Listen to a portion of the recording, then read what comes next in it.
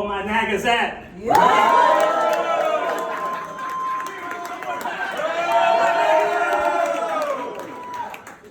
Different kind of conversation. Take your shoes off, relax. I got it. First of all, good morning. Good morning. Good morning. This is beyond my wildest dreams. When I first started NAAGA, I told my wife I might have 300 people over 2 or 3 years. But then the first month I had 300 people. The second month I had 600 people. The third month I had over 1,000 people. And it has gone and gone and gone and gone. And we are now at the place with over 30,000 members. So this is just fantastic.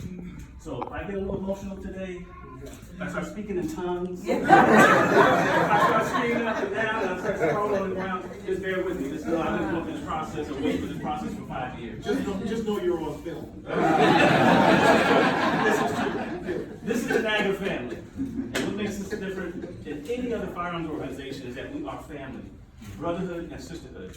We hang out together. We talk to each other. We call each other at 11 o'clock at night. Sometimes too long where our wives get upset.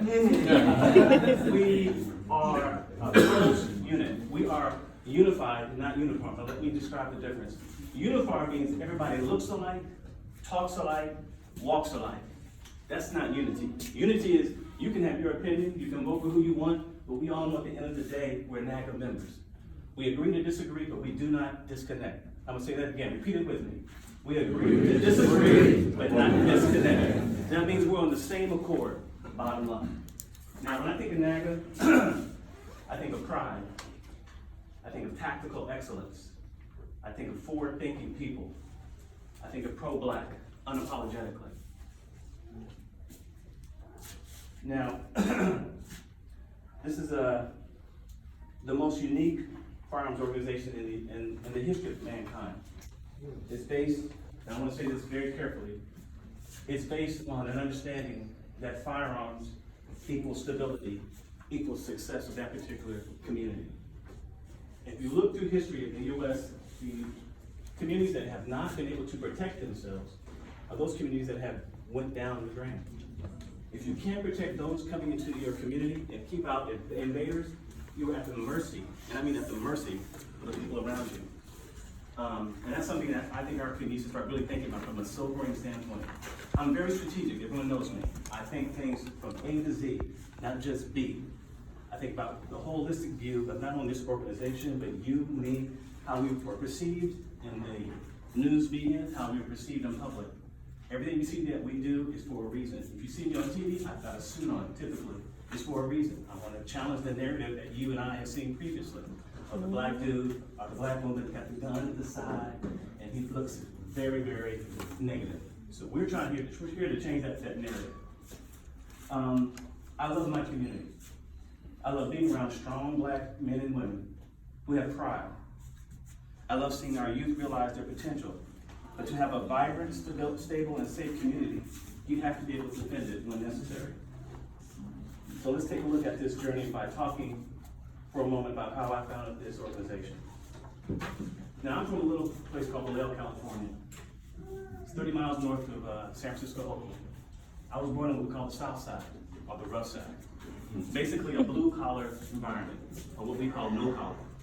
My mother had to make mandates for 5 kids, did the best she could. But we learned we were going to survive. And I'll be honest with you, I loved it. It was where I learned how to be black, or what it is to be black. We used to ride our bikes all day and night, and we're free. But people would say, "Well, you part of town you live in? South Side." Oh my God, you live in the South Side? In the South Side? Yeah, that was home. So my first exposure of this positive environment was South Vallejo. And from that exposure, we learned how to interact with one another. And I'm going to date myself, but I'm sure some people in the room can remember. Remember Soul Train? Yep. In my neighborhood, 11 o'clock on a Saturday, every black child knew you better get to 6:30, do your work, clean the house, sweep, do everything necessary, because at 11 o'clock you want to see Don Cornelius come out and say, Soul Train. You want to see the Jackson 5, you want to see Marvin Gaye, you want to see Earth, Wind, and Fire, you want to see all the things that spiritually and rhythmically we love to see and hear and feel. So that exposure, that love for community started at that very young age. At 12 o'clock, the soul train was off, we all run outside. We had to have our natural just right. Just right. Afro pick in the back, on the side. We go, exactly. And we go out and we would do the latest dance. We do the bump. We would do the funky chicken. We would emulate it, doing electric slide. All these things were embraced upon me as a young child. So I loved being black. I didn't want to see anything else but being black. When I came to my house, mother had 3 books. It was my mother's house. Make no mistake about it. My dad just lived there. We had a National Geographic, we had a Jet, and we had an Ebony. And my mother would inundate. She would challenge me. Challenge all 4. It was 5 of us. She would say, Philip, what is it to be black?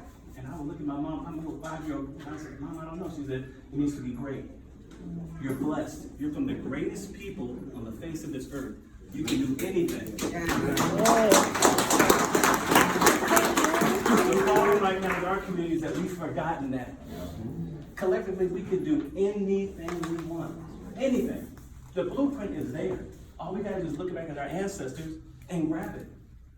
And I'll get back to that in just a second. So, being inundated with my mother's drilling almost on a daily basis about who you are, what you are, at some point, I got to what is called, I had a superior complex. I knew that I was great. You couldn't tell me. I go to school, teacher would say something about mathematics. Oh, no. Math is from Africa. No. English is from Africa. All this, the speaking are the terms that we would get inundated with. My mom had reversed that negative and turned it to a positive. And it was just a great feeling to go through that and have a mother and a father that really just made sure that we were just ingrained and dipped in blackness. And I just want everybody to remember that, because a lot of times, throughout our daily chores, we forget that as black folks in America. We get caught up in thinking that we're less than, we're some kind of sub-citizen, but our ancestors died for us to be here. So let's kind of keep that in mind. So,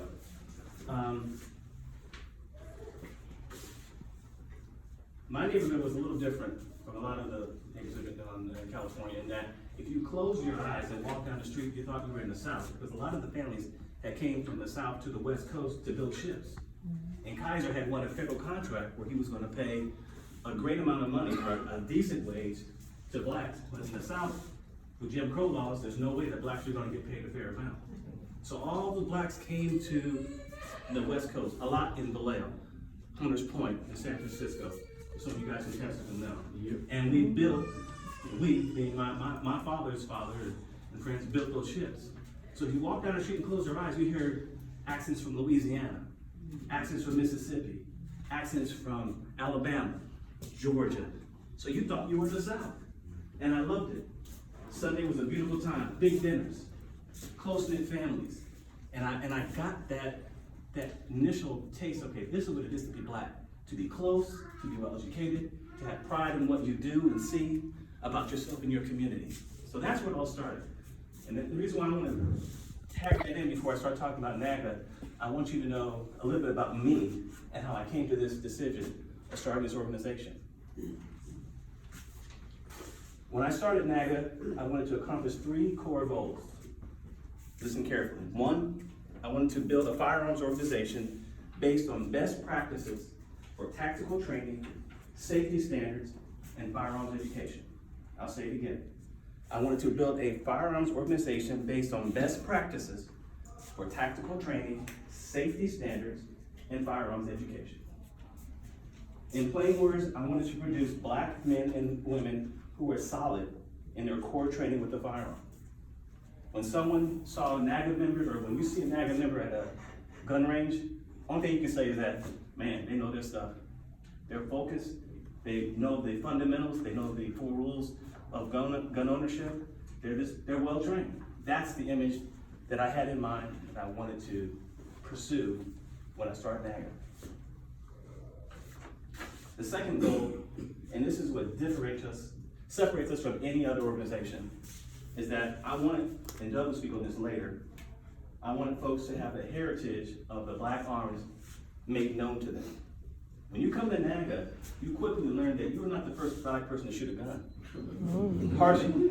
You might be one of the newest ones, but you're not the first. You come from a long history, and I'll just name some of the few. Nat Turner, Buffalo Soldiers, the 54th, Harlem Hellfighters, 761st, Black Panther Party of Self-Defense, one of my favorites. Robert Williams from the NAACP of North Carolina, I just did a report on him. Deacons of Defense, and yes, Bass Reeves. A NAAGA member quickly understands that he or she stands on the shoulders of our ancestors, and we proudly embrace that heritage. The third piece, I want to develop a cultural and social pride for our brotherhood and sisterhood. And again, I say, this is a brotherhood and this is a sisterhood. We are connected. We hang out together. We go to the movies together. We buy guns together. We argue together. Doesn't mean we hate each other. We're not monolithic. We all have different views, different experiences.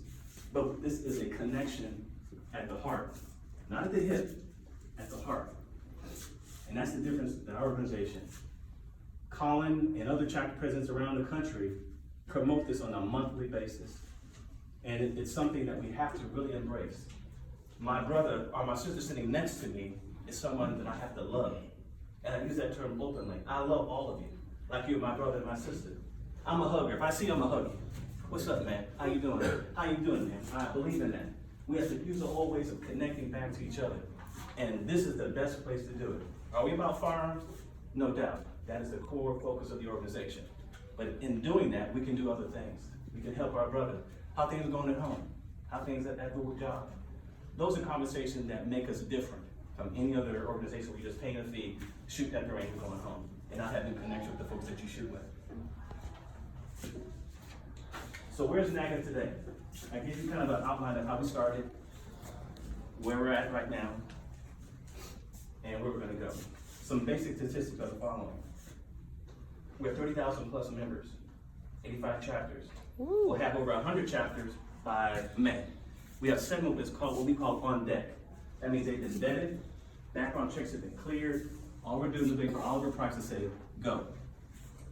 We have over 50 international members from Ghana, Nigeria, Brazil, and France.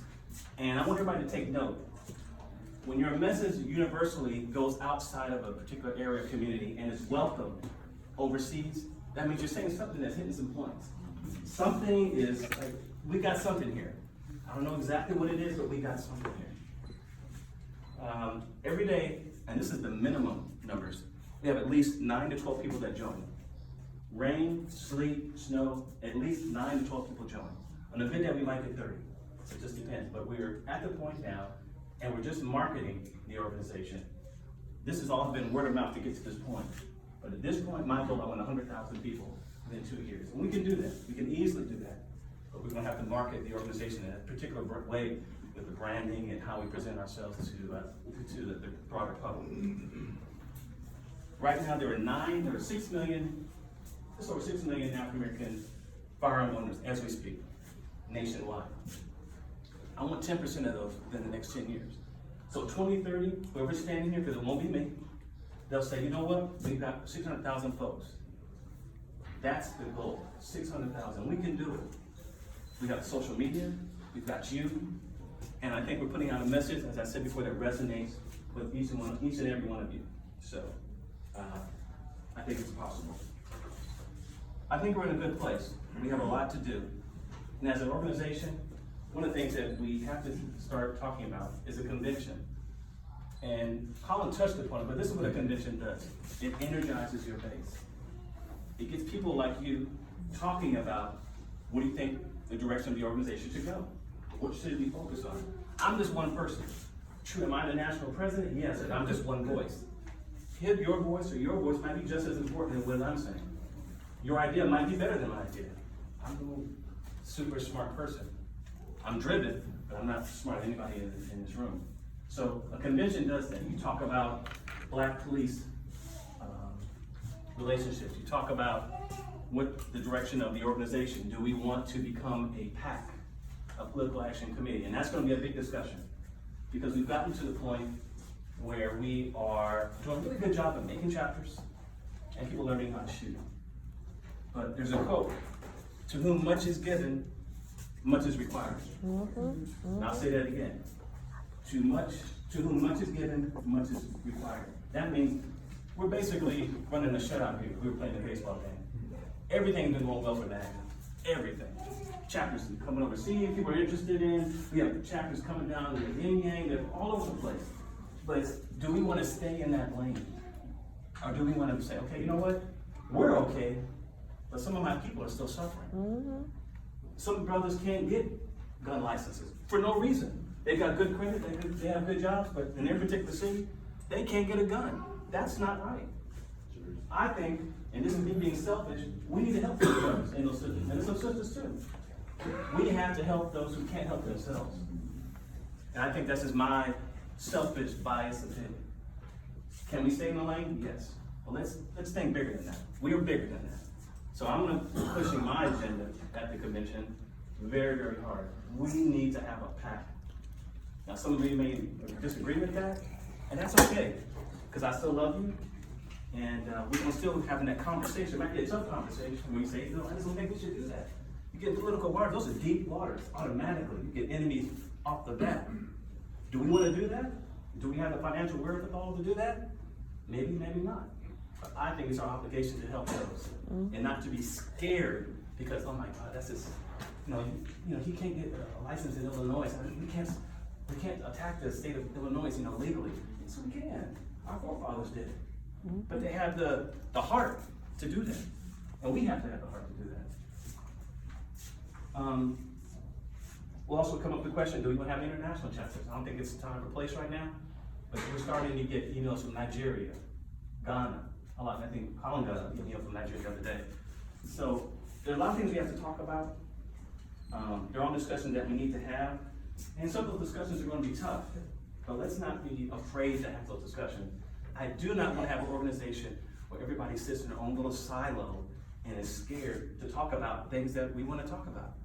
Black on black crime, black men shooting black women, black men being shot by officers, black men not being able to get licenses, black communities under assault. I'm talking about assault from outside groups and not being able to defend themselves. I think that is unexcusable for us to sit back and say, you know what? We're cool. We're cooler in Atlanta. We're in the Mecca. We're good. People out there in Illinois or New Mexico, they can handle it. No, that's not the way to go about it. To me, we owe them because we are in a position of power, because we do have collective strength, and that's something I'm a big advocate of. Working together collectively. One voice is like this, but 1,000 voices, we're like this. And when you do this, you get people's attention. Now, I'm going to say this as delicately as I can, because I don't want legal ramifications. I know there's people here that may not have our best interests. There's a gun manufacturer that rhymes with the word clock. That in the last 10 years has made over $600 million from our community. I'm going to say it again, $600 million. But yet, they won't return a phone call. Or they give us a charity of 4 blocks or 5 blocks. Now, any other community that gave a company $600 million would have a whole division just to take care of those folks. They have a rep, they have a 24-hour phone service, they would have people every day. You okay, Phil? You okay, Colin? You okay? But with us, we are persona non grata, and that's unacceptable. So what I say, we're going to make an economic block. We're going to come together and use our brains. In this room right now, we got doctors, we got nurses, we got people that work for the CDC, we got people that work as consultants, we have engineers.